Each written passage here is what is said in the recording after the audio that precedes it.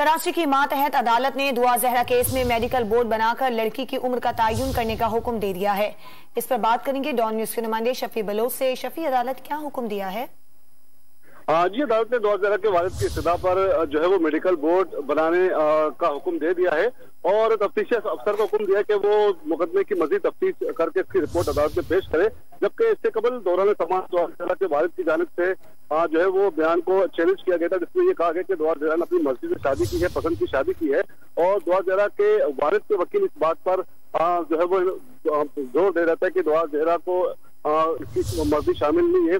उसे जो है वो ब्रेन वॉश किया गया है, उसकी शादी को चैलेंज किया गया, साथ ही साथ दुआ जहरा की उम्र को भी चैलेंज किया गया है और इसमें कहा गया कि दुआ जहरा के जो है वो जाहिर की जानिब से, जिसमें जो कि दुआ जहरा का शोहर है, वहां से क्लेम किया जा रहा है कि दुआ जहरा की उम्र तकरीबन 17 से 18 साल है। उस हवाले से मेडिकल रिपोर्ट भी जो है पेश की गई थी, लेकिन इस रिपोर्ट को चैलेंज किया गया। उसमें कहा गया कि जब तक जो है वो मेडिकल बोर्ड तश्कील नहीं दिया जाता, उम्र के तयन के हवाले से जब तक मेडिकल नहीं कराई जाती, उस वक्त तक सही उम्र का तयन नहीं किया जाता।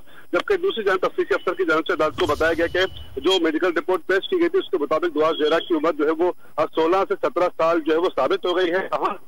इस रिपोर्ट को भी दुआ जहरा के वालिद के वकील ने चैलेंज किया और कहा कि इसके लिए कोई बाज़ाब्ता मेडिकल बोर्ड तश्कील नहीं दिया गया था।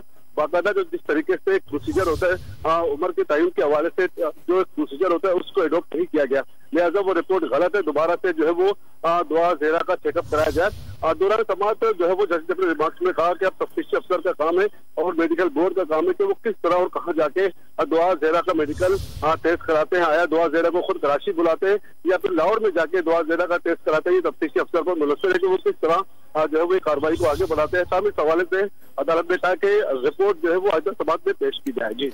बहुत शुक्रिया आपका शफी बलोच।